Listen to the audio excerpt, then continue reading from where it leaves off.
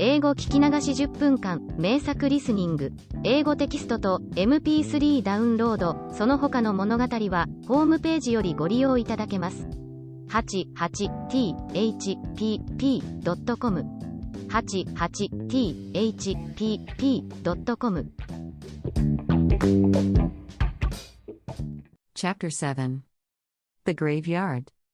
When the children were not going on an expedition, they played about in the realms of light, and this was a great treat for them, for the gardens and the country around the temple were as wonderful as the halls and galleries of silver and gold. The leaves of some of the plants were so broad and strong that they were able to lie down on them, and, when a breath of wind stirred the leaves, the children swung as in a hammock.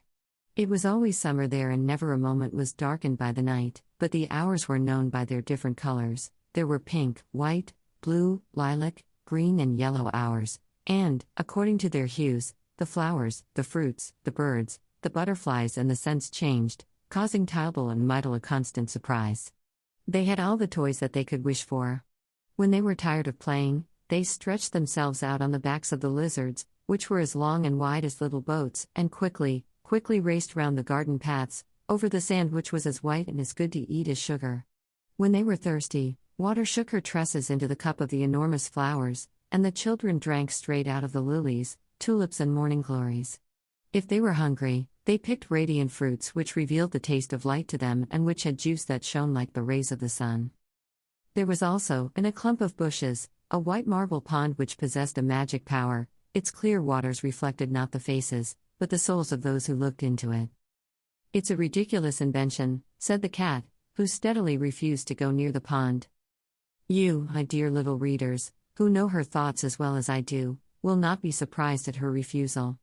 And you will also understand why our faithful Tylo was not afraid to go and quench his thirst there. He need not fear to reveal his thoughts, for he was the only creature whose soul never altered. The dear dog had no feelings but those of love and kindness and devotion. When Tybal bent over the magic mirror, he almost always saw the picture of a splendid blue bird, for the constant wish to find him filled his mind entirely. Then he would run to Light and entreat her. "Tell me where he is. You know everything, tell me where to find him." But she replied, in a tone of mystery, "I cannot tell you anything. You must find him for yourself." And, kissing him, she added, "Cheer up, you are getting nearer to him at each trial." Now there came a day on which she said to him, "I have received a message from the fairy Baraloon telling me that the blue bird is probably hidden in the graveyard. It appears that one of the dead in the graveyard is keeping him in his tomb." "What shall we do?" asked Tybal. "It is very simple. At midnight you will turn the diamond and you shall see the dead come out of the ground." At these words, milk, water, bread and sugar began to yell and scream and chatter their teeth. "Don't mind them," said Light to Tybal, in a whisper. "They are afraid of the dead." "I'm not afraid of them," said Fire, frisking about. "Time was when I used to burn them. That was much more amusing than nowadays." "Oh, I feel I am going to turn," wailed Milk. "I'm not afraid," said the dog, trembling in every limb, "but if you run away, I shall run away too, and with the greatest pleasure." The cat sat pulling at her whiskers. "I know what's what," she said, in her usual mysterious way. "Be quiet," said Light. The fairy gave strict orders. "You are all to stay with me, at the gate of the graveyard. The children are to go in alone." Tybal felt anything but pleased. He asked, "Aren't you coming with us?" "No," said Light. "The time for that has not arrived. Light cannot yet enter among the dead. Besides, there is nothing to fear. I shall not be far away, and those who love me and whom I love always find me again." She had not finished speaking, when everything around the children changed.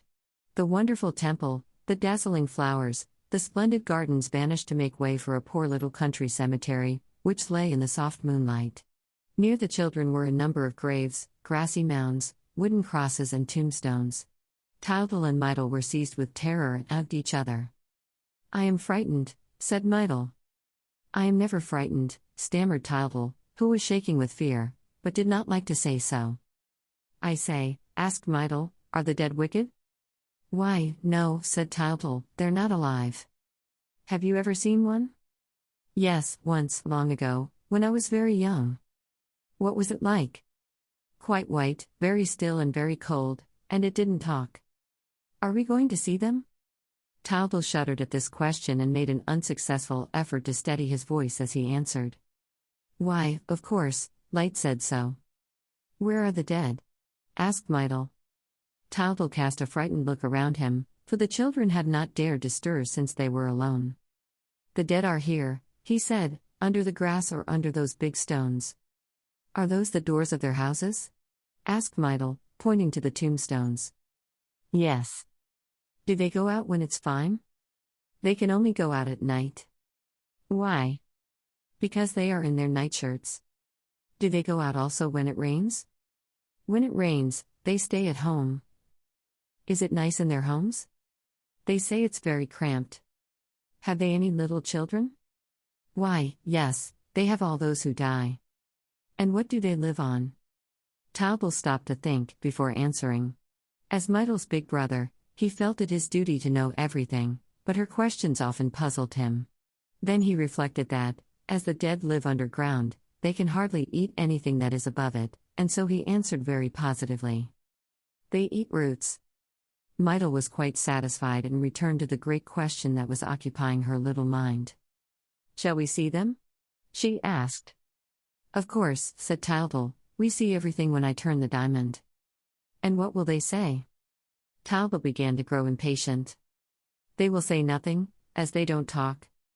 Why don't they talk? Asked Mydle. Because they have nothing to say, said Talbot, more cross and perplexed than ever. Why have they nothing to say? This time, the little big brother lost all patience. He shrugged his shoulders, gave Mydle a push and shouted angrily. You're a nuisance. Mydle was greatly upset and confused. She sucked her thumb and resolved to hold her tongue forever after, as she had been so badly treated. But a breath of wind made the leaves of the trees whisper and suddenly recalled the children to their fears and their sense of loneliness. They hugged each other tight and began to talk again, so as not to hear the horrible silence. When will you turn the diamond? Asked Mydle. You heard Light say that I was to wait until midnight, because that disturbs them less. It is when they come out to take the air. Isn't it midnight yet? Talbot turned round, saw the church clock and hardly had the strength to answer, for the hands were just upon the hour. Listen, he stammered, listen. It is just going to strike. There. Do you hear? And the clock struck 12.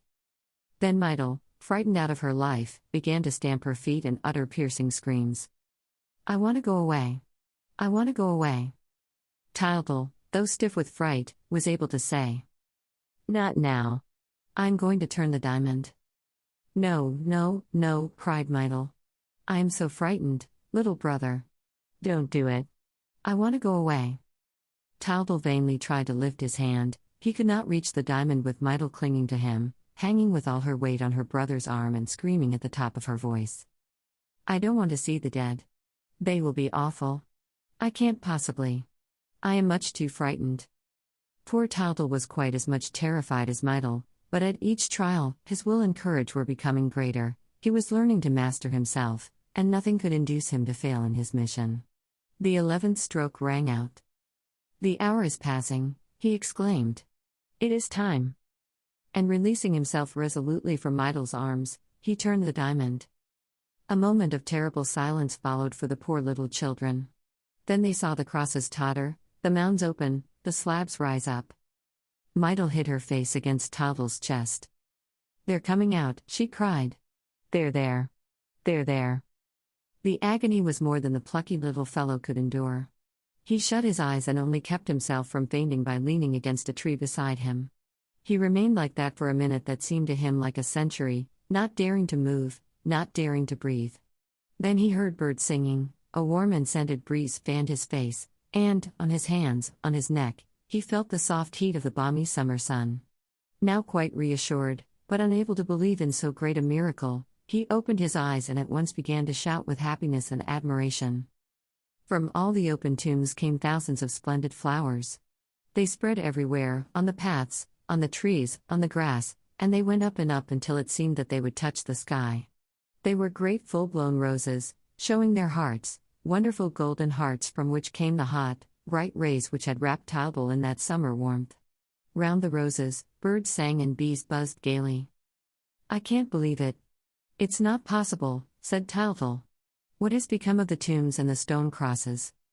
Dazzled and bewildered, the two children walked hand in hand through the graveyard, of which not a trace remained, for there was nothing but a wonderful garden on every side. They were as glad and happy as could be, after their terrible fright. They had thought that ugly skeletons would rise from the earth and run after them, pulling horrid faces. They had imagined all sorts of awful things. And now, in the presence of the truth, they saw that all that they had been told was a great big story and that death does not exist.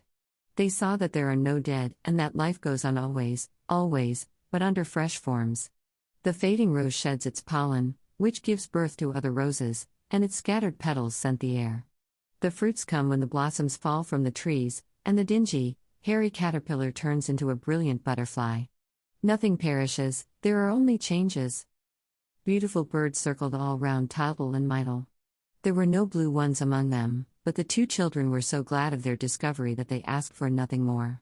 Astonished and delighted, they kept on repeating, "There are no dead. There are no dead."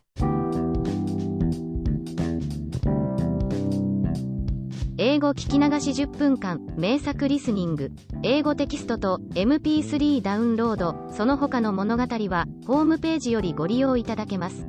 88thpp.com 88thpp.com